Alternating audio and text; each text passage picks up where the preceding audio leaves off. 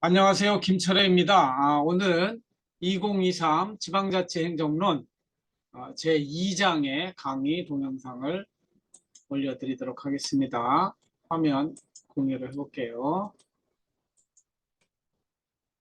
제2장의 주제는 인간은 어떤 공동체를 만들어 왔는가, 아, 역사적인 측면에서 바라볼 때 첫 번째는 인간에게 공동체 본능이 있는가, 중요한 철학적인 논제이긴 한데 한번 생각해 보세요. 그 다음에 두 번째가 인간은 어떤 공동체를 만들어 왔는가. 세 번째로 성경은 공동체에 대해 무엇라 말하는가. 성경적 관점의 생활 공동체를 꿈꾸고 있기 때문에 이것에 대한 이야기를 좀 담도록 하겠습니다. 첫 번째 주제입니다. 인간에게 공동체 본능이라는 게 있는가? 한번 생각을 해보세요. 본능이라고 하는 것은 우리 안에 있는 충동적인 욕구, 그냥 놔둬도 하고 싶어하는 그런 동기, 그것을 본능이라고 합니다. 그럼 인간은 좀 공동체로 살고 싶어하는 그러한 본능이 있는가 하는 것이죠. 요즘 완전히 개인주의화된 사회 속에 살고 있는데 이러한 그 본능에 대한 논의를 한번 살펴보도록 하겠습니다. 인간은 한번 살펴볼 때 인간은 생물학적이면서 정신적인 존재이고 또한 영적인 존재입니다. 저는 그래서 이것을 삼중적 존재라고 하는데, 생물학적으로는 우리가 동물하고 똑같죠. 우리는 기본적으로 생존과 번영을 추구합니다. 그리고 육체적인 욕구를 실현하려 하고, 결국은 이제 인간 안에 이걸 쾌락주의라고 하는데 더 만족을 주는 행복한 상태를 원하게 되죠. 문학적으로 보면 돈 주앙이라는 사람이 있습니다.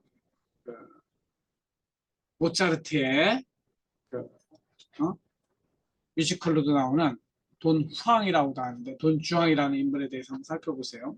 성경에서도 이러한 생물학적 인간에 대해서 생육하고 번성하여 바다, 땅, 하늘에 충만하라 이렇게 하고 있어요.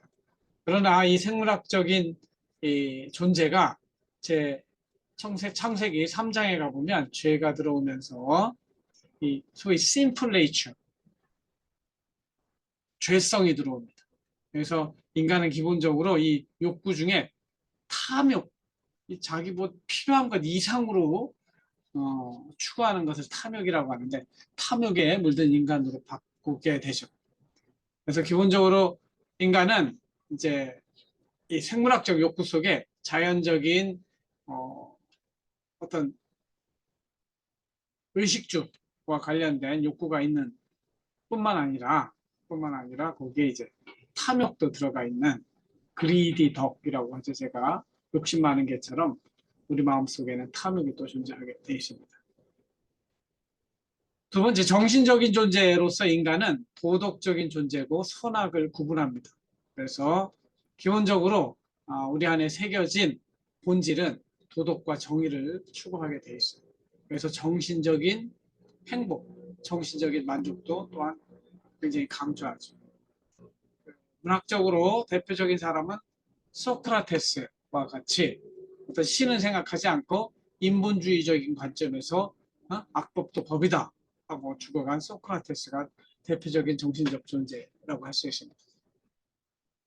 세 번째로 영적인 존재로서 인간은 생물학 정신적 존재에 넘어서 우리가 생물학적으로 죽은 다음에 어떻게 될까? 사후세계죠. 그래서 우리 안에 영혼이 있을까? 그러니까 영혼이 없다고 생각하는 사람도 있겠지만 영혼이 있다고 믿는 사람들은 이 영혼의 욕구를 실현하기 위해서 노력을 하게 됩니다. 문학적으로 대표적인 인물은 성경 창세기 12장부터 나오는 아브라함이 되겠습니다. 아브라함은 이 자식을 모리아산에서 하나님께 잡아서 바치려고 하죠. 이게 생물학적 욕구로 설명이 안 돼요. 정신적인 욕구라도 자식을 죽이는 게 말이 됩니까? 이게 도덕적으로. 도덕적으로도 말이 안 돼요. 그렇지만 그 행동을 하는 이유는 아브라함이 이 자식이 죽어도 얼마든지 살릴 수 있는 하나님을 믿은 거죠. 그러니까 그 믿음의 존재, 또한 사후 세계를 믿는 그런 영적인 존재로서의 인간을 생각할 수 있습니다. 그래서 이러한 가운데 이 인간이 공동체적인가 공동체적이 아닌가 이런 논쟁이 마지막으로 될 수 있는데, 철학적으로는 고독한 개인, 인간은 단지 나 하나일 뿐이야. 그걸 비연고적 자, unencumbered self라고 하는데, 소위 서양 철학은 칸트로부터 모든 이성적 철학은 한 개인이 이성을 가진 존재로서 완벽하다고 생각을 해요. 그러나 공동체주의에 따르면 인간은 절대로 혼자 태어날 수 없어요. 그리고 살아갈 때도 혼자 살아갈 수 없어요. 그래서 우리는 혈연, 지연, 아버지, 엄마가 있고, 내가 지역 연고가 있고, 혈연, 지연, 학연, 이런 연고를 가지고 살아가게 돼 있다는 게 공동체적 존재, encumbered self라고 이렇게 부르는 거예요. 여러분들은 어떤 입장을 더 지지하는지 한번 생각을 해보세요. 성경에서는 하나님부터 시작합니다. 하나님이 딱 한 분이면 우리가 개인적인 이런 존재를 생각할 수 있는데, 성경에 이 대놓고 말하고 있지 않지만 성경의 창세기에서 하나님이 자신을 이룰 때 우리라고 그래요. 우리라고 하는 거는 복수죠. 싱글이 아니고 단수가 아니고 복수를 쓴답니다. 그래서 우리의 형상대로 우리의 모양대로 사람을 짓자 그랬는데, 우리가 공동체이므로 하나님의 형상을 따라 지음받은 인간도 역시 공동체다 이렇게 생각하는 것이죠. 그리고 하나님은 인간에게 이 만물, 하나님이 창조하신 우주 만물을 다스리는 권한이 있으면 반드시 책임도 있겠죠. 책임도 함께 부여하십니다. 나머지는 살펴보시면 되겠고요. 그래서 이 부분에 있어서 철학으로 가면은 개인주의, 인디비주얼리즘은 이성을 가진 완전한 비연고적 자아를 강조합니다. 그래서 어떤 선택의 순간에 왔을 때 공동체보다 개인의 존재와 가치를 더 강조하는 것이죠. 그래서 나가 자유로운 게 최고야. 그래서 강제력을 지닌 국가가 나한테 개입하는 거는 진짜 필요할 때만 해. 아주 최소한으로만 하면 되는 거야. 그래서 최소한의 정부, 필요악으로서의 정부를 강조하게 되죠. 반면에 양극단 쪽에 전체주의라고 하는 것이 있습니다. totalitarianism. 이거는 인간은 집단의 일부일 뿐이야. self under control. 이거는 유기체적 인간이라고 그러죠. 우리 손이 왜 의미가 있어? 우리 몸 전체의 일부로서만 의미가 있는 것이지, 이 손이 혼자 따로 독립적으로 살아갈 수 없잖아요. 개인은 전체 속에서만 존재 가치를 지니고, 국가 권력이 개인의 삶에 대해서, 국가 권력이 뭐예요? 머리죠, 머리. 머리로서의 국가 권력이 개인의 삶에 대해서 통제권을 행사할 수 있다고 믿는 사람들. 이걸 전체주의라고 하고, 이탈리아의 파시즘, 또 히틀러의 나치즘도 이 전체주의라고 할 수 있겠습니다. 이 전체주의가 2차 세계대전을 일으켰던 것이죠. 반면에 공동체주의는 커뮤니테리안리즘 이러는데, 여기는 encumbered self라고 그래가지고 연고적 자아를 강조합니다. 인간은 개인적인 동시에 공동체주의라고 하는 것이죠. 그래서 개인과 자발적 공동체, 강제적 공동체 사이에 좀 균형이 이루어질 필요가 있다. 저 같으면 이거는 6대 3대 1 정도로 가는 게 옳지 않겠느냐. 또는 어떤 사람들은 또 다르게 생각할 수도 있어요. 그래서 사회 문제를 해결하는 데 있어서도 개인이 해결할 문제가 있고, 국가가 해결할 문제가 있고, 우리가 공동체 조직을 통해서 해결할 수도 있다. 그래서 저는 이런 공동체를 통한 사회 문제 해결이 우리한테 많이 부족하다. 이것을 강조하는 사람이 되겠습니다. 두 번째 주제로 인류 역사를 한번 살펴볼 때 인간은 어떤 공동체를 만들어 왔는가 한번 살펴볼게요. 첫째, 우리가 생각하는 것은 왜 공동체를 만들까? 이렇게 생각해 보면 자신한테 이익이 되기 때문에 그래요. 개인주의적 감정에서는. 개인에게 이익이 최종적으로 이익이 되죠. 그런 반면에 함께 사는 것이 또 서로에게 이익이 돼요. 나에게도 이익이 되고 상대방에게도 이익이 되는 그런 부분 때문에 공동체를 만들어 왔다고 볼 수 있어요. 그러나 이거보다 더 전에 우리는 태어날 때부터 연고적자, 즉 부모님으로부터 태어나죠. 공동체 속에서 태어나요. 우리는 대한민국에 태어났기 때문에 대한민국 국민, 코리안이 되는 것이죠. 반대로 일본에서 태어나면 재패니즈가 되는 거죠. 그래서 공동체 속에서 인간은 태어나고 그렇기 때문에 기본적으로 공동체를 추구할 수밖에 없는 존재다. 이렇게 생각할 수 있습니다. 그리고 이 공동체를 만드는 목적 아까 개인에게 이익이 되니까 혼자 하는 것보다는 함께 나의 신체와 재산을 보호하는 내가 잘 살고 싶은데 혼자 하는 것보다는 함께 힘을 합해서 하는 것이 기업도 마찬가지죠. 기업도 함께 돈을 버니까 더 도움이 됩니다. 동업자죠. 동업자. 그러나 우리가 이렇게 공동체를 만들므로 인해서 한계가 있어요. 어떤 한계가 있어요? 약속을 지켜야 돼요. 약속을 지켜야 돼요. 그리고 그만큼 개인의 자유가 축소돼요. 축소돼요. 그리고 이 마음속에는 그 의무를 이행하지 못했을 때 도덕적 가책을 느끼기도 하고 이 강제적 공동체의 경우에는 감옥이나 형벌을 받게 되는 것이죠. 반면에 이 공동체를 만들어 삶으로 인해서 이거는 enabler라고 할 수 있는데 우리는 공동체를 통해 더 큰 행복을 이룰 수 있게 됩니다. 그래서 페르디난드 테니스라는 사람, 독일의 사회학자인데 이 사람들은 우리 사탐에서 나오듯이 공동사회와 이익사회를 인간이 만든 사회. 공동사회는 전통적인 공동체 사회, 혈연과 지연 중심의 가족, 시족, 마을, 민족, 뭐 교회까지 들어갈 수도 있지만 이거는 이익사회에 들어갈 수도 있어요. 그래서 공동사회는 마인샤프트라고 하고 이익사회, 나의 순수한 이익을 위해서 가입하는 이거는 공동사회는 가입과 탈퇴가 자유롭지 못하죠. 반면에 이익사회는 가입과 탈퇴가 자유로워요. free will, 자기 의지에 의해서 공동체에 가입하게 되죠. 이제 기업, 정당, 국가. 국가는 또 알 수 없죠. 국가도 이제 물론 국적을 이탈하면 되니까 정도에 따라 차이가 있죠. 교회도 마찬가지입니다. 이 각각의 이제 공동체를 한번 살펴볼게요. 가장 작은 단위의 공동체는 가족 공동체라고 할 수 있어요. 혈연 관계를 기초로 해서 만들어지고 우리 동네도 김씨마을, 송씨마을, 이스라엘 전체는 이스라엘 사실은 이스라엘이 아브라함, 이삭, 야곱이 있습니다. 야곱의 다른 이름이 이스라엘이에요. 야곱의 12아들, 이스라엘 12지파가 나중에는 시족에서 국가가 되는 게 이스라엘이죠. 긍정적으로는 자손을 재생산하고 가족 속에 들어가면 정서적인 유대감을 느끼고 함께 생계 문제를 해결해요. 여러분 가족 안에서 되게 되죠. 그리고 자발적으로 부부가 만들어지는 것이죠.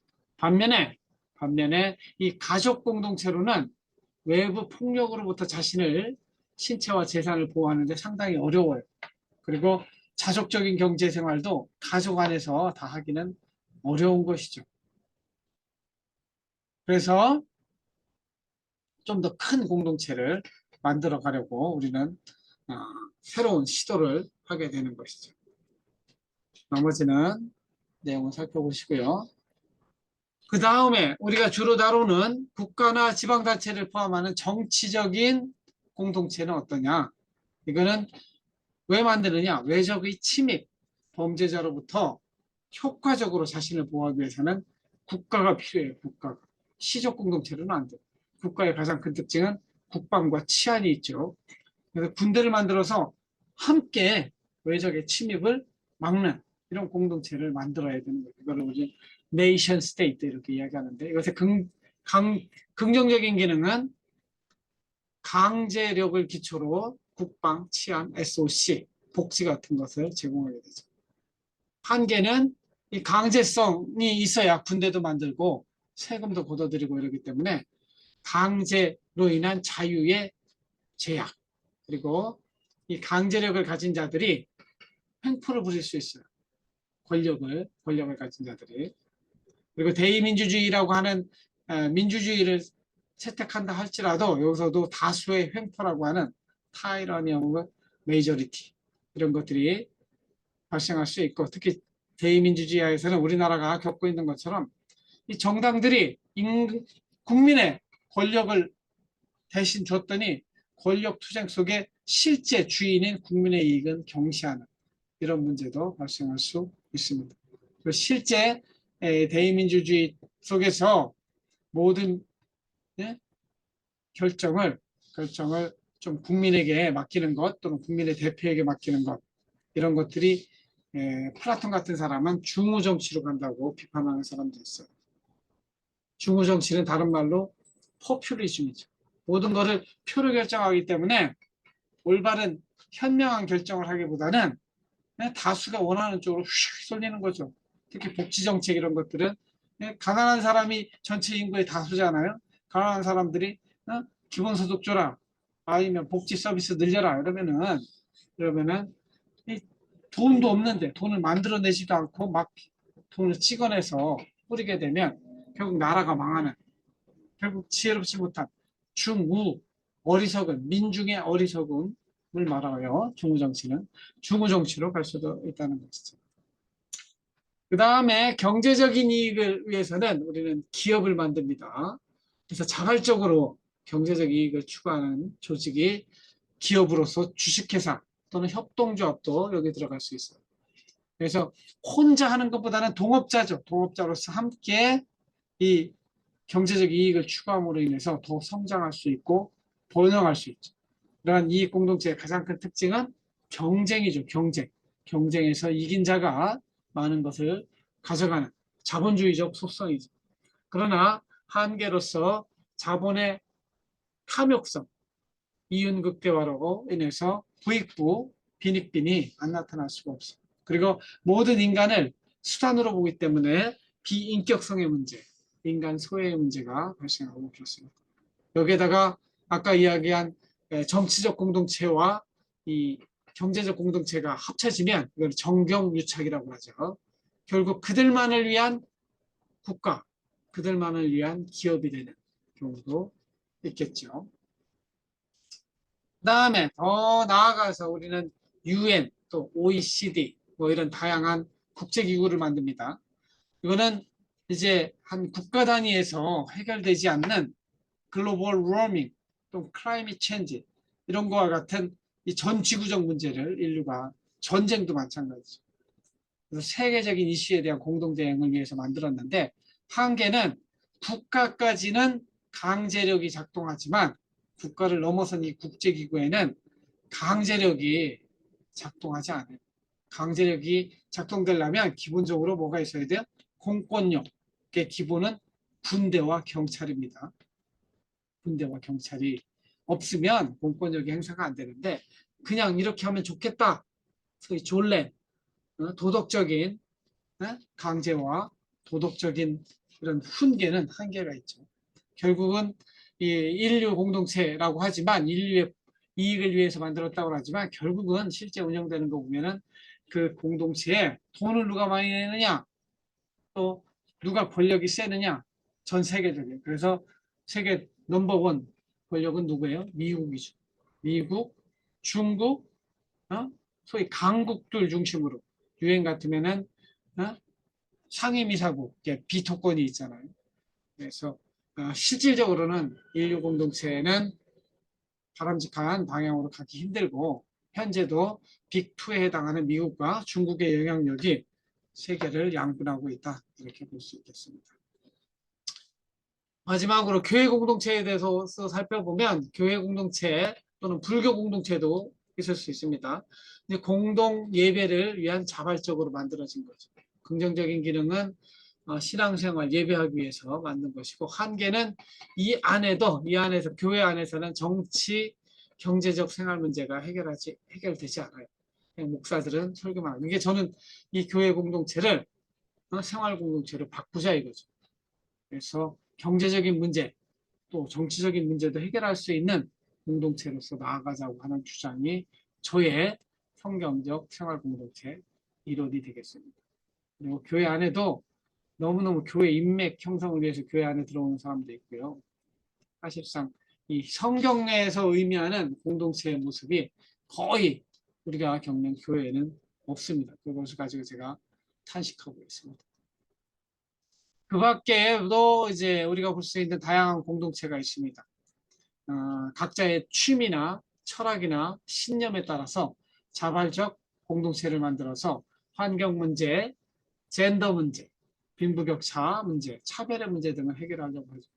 이렇게 만들어진 많은 공동체들을 우리는 시민단체, NGO, 그러면 Non-Government Organization이라고 합니다. NPO, 그러면 이거는 Non-Profit, 비영리단체죠. Non-Profit Organization. 이렇게 이야기합니다.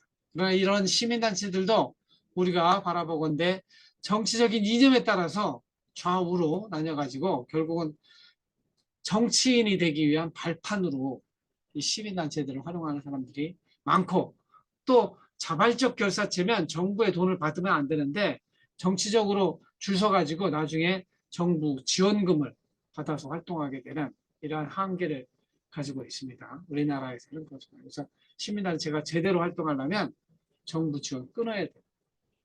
그 다음에 사회적 협동조합이라는 것도 있습니다. 일반 협동조합은 협동조합 구성원의 사익을 추구하지만 사회적 협동조합은 이러한 협동조합을 통해서 사회적 문제인 일자리라든가 사회복지, 사회 서비스를 해결하기 위해서 만든 것이 사회적 협동조합입니다. 물론 이것도 정부 지원에 의존하고 자생성을 잃어버리는 한계를 지니고 있습니다. 이 밖에 다양한 우리가 동호회, 탁구를 치면 탁구 동호회, 자전거를 타면 자전거, 야구를 하면 사회인 야구, 이런 것들 취미 생활을 공유하는, 결국은 자신의 행복을 혼자 하는 것보다는 함께 추구하는 것이죠. 그러나 이런 동호회는 아까 이야기한 이 환경, 젠더, 빈부격차 이런 문제에 대해서는 소극적일 수밖에 없죠. 그냥 자신이 좋아하는 사람들이 모인 거니까 그거에 대해서만 이야기를 하고 끝나는 것이죠. 마지막으로 성경은 공동체에 대해서 뭐라고 하는지 간략하게 살펴보도록 하겠습니다. 성경은 기본적으로 이 세상, 온 우주를 통치하시는 분이 하나님이라고 하고 그 하나님의 말씀대로 사는 것이 올바른 삶이다 이렇게 해요. 그러면 하나님의 말씀대로 산다는 것이 무엇이냐? 그것은 하나님이 우리에게 보여주신 성경 말씀을 통해서 알 수 있고, 또 하나 우리 양심에 새겨진 하나님의 뜻이 있습니다. 그것은 마음을 통해서 알 수 있는 것은 자연 계시라고 하고요. 하나님 말씀으로 통해서 하는 것은 특별 계시라고 이렇게 부르죠. 그래서 이 성경에 나오는 하나님은 온 우주를 창조하신 하나님이시고, 그리고 공동체로서 존재하신 하나님이다. 공동체의 관점에서 볼 때 그렇게 하는 거죠. 이 하나님이 만든 세계는 어떤 세계냐? 처음에 만들어졌을 때는 창세기 1장에 good, 하나님이 보시기에 좋았더라 그랬어요. 하지만 인간이 타락하고 난 뒤에는 sinful nature가 들어오잖아요. sinful nature가 들어옴으로 인해서 이 우주도 탄식한다고 그래요. 자연 만물도 탄식하며 다시 하나님의 원래 세계로 회복되기를 기다리고 있는 세계가 피조된 세계다. 이것을 해결하기 위해서 많은 선지자들을 보냈고 하나님이 최종적으로는 예수님을 보냈다고 보는 거예요. 하나님의 아들인 예수님이 오신 초림과 이제 다시 또 오실 날이 있는데 그 재림이라고 하는데 그 사이에 있는 공간이라 볼 수 있습니다. 그러면 인간은 누구인가? 성경에 따르면 인간은 유일하게 하나님의 형상, 이미지 오브 갓, 이마고다이라고 하는데 하나님의 형상을 따라서, 그래서 우리 안에는 하나님의 속성, 즉 divine nature, 신적 속성이 우리 안에 존재하게 되어 있습니다. 그럼에도 불구하고 죄를 지었기 때문에 sinful nature도 함께 있어요. 하나님의 속성도 있고 죄된 속성도 우리 함께 살고 있는 것이죠. 그리고 또한 우리는 아까 삼중적 존재로 육체적인 인간, 정신적인 인간, 영적인 인간으로 살아가고 있는 것이죠. 성경에서 이야기하고 있는 또 하나의 중요한 액터는 사단인데, 천상세계부터 이 사단은 원래 하나님의 수종을 드는 천사, 에인절이라고 하죠. 그런데 이 천사 중에 하나님처럼 자기가 되고자 타락한 천사가 바로 사단이다. 그래서 뭐 그 로스트 패러다이스, 신라권 이런 책에 보면은 여기 타락한 천사장이 루시퍼다. 그리고 사탄의 의미는 대적하는 자, 하나님을 대적하는 자고 그 악한 천사들의 우두머리를 사탄이라고 합니다. 그래서 귀신들의 우두머리요, 마귀, 바알세불, 베리아 이렇게도 이야기하고 그, 그 누구의 토마 프레디 머큐리가 부르는 보헤미안 랩소디에도 베엘세볼 이렇게 나오죠. 인간과 피조 세계를 하나님의 창조 목적과 반대 방향으로 이끄는 그래서 우리 안에 심플레이처를 만들어 놓은 이기심, 탐욕, 폭력, 전쟁 이런 욕구를 만들어 놓은 그 존재가 바로 사단이다 이렇게 이야기를 합니다. 그래서 이 사단은 무시무시해서 절대 쉽게 볼 수 없는 게 하나님 다음으로 강력한 힘을 가진 존재. 물론 하나님보다는 잽도 안 되죠. 약하지만 지금 현재 상태에서 하나님이 이 사단이 이 세상을 지배하도록 잠시 내버려둔 상태예요. 그렇기 때문에 이 사단적인 존재가 하나님의 아들인 예수님도 죽인 것이죠. 그래서 예수님이 다시 오시는 날, 그 재림의 날까지는 이 세상은 사단의 권세 아래 있다고 볼 수 있습니다. 그래서 이 성경적인 관점에서 인간은 어떻게 살아야 되는가? 결국 혼자만 잘 먹고 잘 사는 그런 것이 하나님의 뜻이 아니고 함께 잘 사는데 행복하게 사는데 어떻게? 하나님을 추구하면서 사는 거예요. 하나님을 추구하면서. 개인적으로는 그것이 어떤 삶이냐? 하나님의 말씀을 읽고 하나님의 뜻이 무엇인가 깨닫고 그래서 하나님의 뜻대로 개인적으로 더 열심히 살아야 되는 것이죠. 그래서 그렇게 개인적으로 하나님 앞에서 열심히 살아가려고 할 때 하나님이 도와주신다는 거예요. 그래서 하나님의 이끄심, 이거를 성도의 견인, perseverance라고 하고요. 인간은 열심히 예수님처럼 되려고 노력하는 그 모습을 인간의 성화, sanctification 이렇게 이야기를 하죠. 개인적으로 이렇게 성화를 추구하며 살아야 되고 또 하나는 공동체적으로 공동체의 일원이 되어서 결국은 이 땅에 예수님이 오신 이유도 이 땅에 80억 인구가 있죠. 80억 인구 천하 만민을 구원하기 위해서 이스라엘 민족도 부르신 거거든요. 교회도 그래서 있는 것이고 내가 이 땅에 있는 존재도 공동체를 만들기 위해서만 그래서 이 예수님이 이미 2000년 전에 오셨고 다시 오실 재림을 기다리면서 살아가는 인간은 결국은 이 하나님을 믿는 공동체 안에서 이 공동체 안에서 두렵고 떨림으로 자신의 구원을 이뤄가는 개인적인 삶뿐만 아니라 함께 예배드리고 생활도 함께 그래서 성경적인 측면에서는 사유재산 다 내 거야 하는 이기적인 그러한 자세는 올바른 하나님의 공동체의 자세가 아닙니다. 내가 떡 2개가 있으면 옆에 없는 사람이 있으면 반드시 나눠줘야 되는 게 하나님의 뜻이에요. 그래서 함께 행복한 신앙 공동체를 이루어가는 것이 하나님의 뜻이다. 이렇게 볼 수 있겠습니다. 그래서 가족 공동체 안에서도 회복이 있어야 되는 거죠. 이 가족 안에서도 개인주의가 너무 팔을 쳐가지고 이 성경에서도 카인 첫 번째 하나님의